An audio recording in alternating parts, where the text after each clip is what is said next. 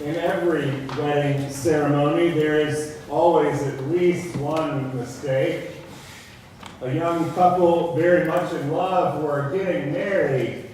Sue, the wife-to-be, was very nervous about the big occasion, and so the pastor chose one verse that he felt would be of great encouragement to her.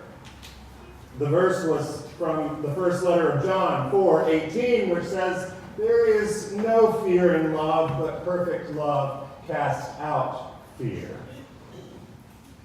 Rather unwisely, the pastor asked the best man to read it out and to say that the pastor had felt this was a very apt verse for Sue and that he would be preaching on it later in the service. The best man was not a regular churchgoer, and so he didn't know the difference between the first letter of John and the Gospel of John. As instructed, he introduced the reading by saying that the pastor felt it was a very apt verse for Sue, the bride.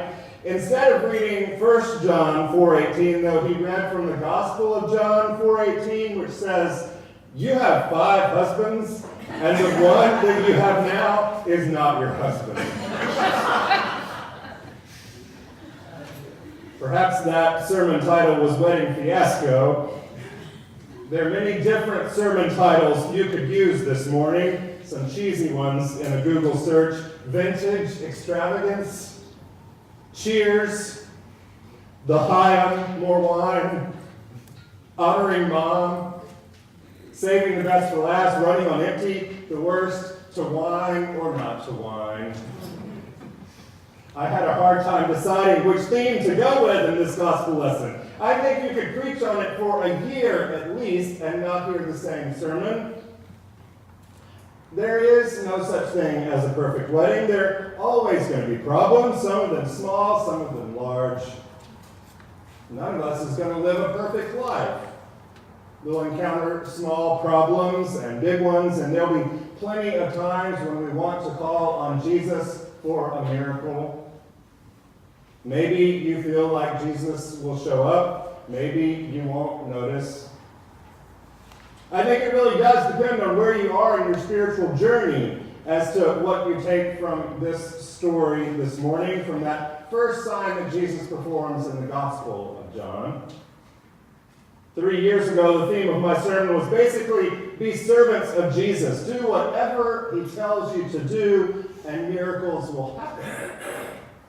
I can still buy that. If you need that message this morning, just let me know. I will email it to you later. You can think about this sermon from Mary's point of view. It's okay to be pushy with Jesus. Ask him to do what you think needs to be done. Be prophetic. See the need. Stand up for what is right. As the signboard quote from Martin Luther King Jr. says, the time is always right to do the right thing. It works. Yes, it works sometimes, but maybe not in our time. But I think the most important thing we need to figure out from this story this morning is, what does it tell us about God? Well, it's about God's power, God's wonder-working power. Jesus, the miracle worker, he can basically perform magic. He can win Cana's Got Talent with this one. Okay, fine, but there were lots of those kinds of folks already. What makes this one different? Well, I think what makes this one different is timing and abundance. Because that's where I'm still stuck, this timing thing. Mary tells Jesus the situation. I make up this is her best friend's daughter. Her friend has delegated keeping watch over the caterer by night while she works the crowd and gets to enjoy the party. Or maybe it's a huge potluck wedding party. The celebration used to go on for at least a week back then. I can buy that. And Mary has volunteered to bring the wine, and they're heavier drinkers than she remembers. So she goes to her son and says, hey, figure something out. Every parent knows what their kid is really capable of. She tells him to help out in the crisis. Not my problem, Jesus says, not my friends, not my monkeys, not my circus. And of course, Mary gives him the look. And she tells the caterers, do whatever he tells you to do. That's all in the stage directions, right? That got left out. But here's the problem. Jesus doesn't do anything at first. He waits, and I don't understand that. Is he clueless to the potential shame and health crisis? Not to mention what it's going to make his mother look like if they run out of wine? Is he just indecisive? Is he just still wet behind the ears? I mean, it's early on. This is just a few chapters in. Does he go behind the curtain and try several tricks that don't work? What is the deal, Jesus? Hop to it. Well, here's the deal. When you keep reading John, you get to know even more. Jesus is only performing signs according to God's will, not the need at the time, not to the one in need, not the time itself. Although his mother is, yes, a helper in getting this thing going, Jesus does not act at her bidding. He distances himself from her, indicating that his ministry would be according to the hour, which is something that keeps coming up in the gospel. Maybe you remember when his brother encourages him to go to Jerusalem in chapter 7, he says, it's not my hour. But then a few verses later, he goes. When Mary and Martha send word to Jesus, remember their brother Lazarus is very sick.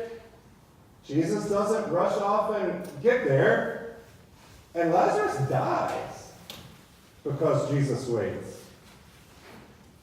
In John's Gospel, Jesus speaks and acts, not in response to some relationship he has with you, or even your need, but at his own initiative, as God's will is being revealed. It kind of seems to me to be a lack of compassion, Jesus, but actually something more than compassion is involved. In the Cana story, as well as these others involving his brothers and his friends, Jesus meets the need, but he does more. Compassion might have brought the wine, but sovereign grace does more. It reveals what God can do. There is ridiculous abundance of wine. And it's not wine they would have served at the end. It's the best stuff the Stewart has ever tasted. So it's not been a perfect week in any of our lives. I guarantee that. And some of us could have used a few miracles and still could. Perhaps you've been at the party, clueless to the impending wine shortage. Keep partying. Perhaps you've been merry, raising those needs to one another with power, marching and stand firm. Keep on marching. Perhaps you've been the servants, taking direction from Jesus, carrying on your work, being part of the miracles. Great. Perhaps you've been the disciples, watching and learning, getting ready for what's next. Yes, to all of those. But here's my sermon. Be ajar. Stand firm. Fix your cracks. Work on your waterproof lining. If your handle needs mending, reach out, ask for some help. You may not be able to reach it yourself. You are a vessel, my friends. God is already, or is fixing to, put you to use in some new way. And oh my gosh, is it going to be amazing. You thought you were here just to hold some water. You thought you were drying out, but oh no, God has some pretty amazing things still in store for you.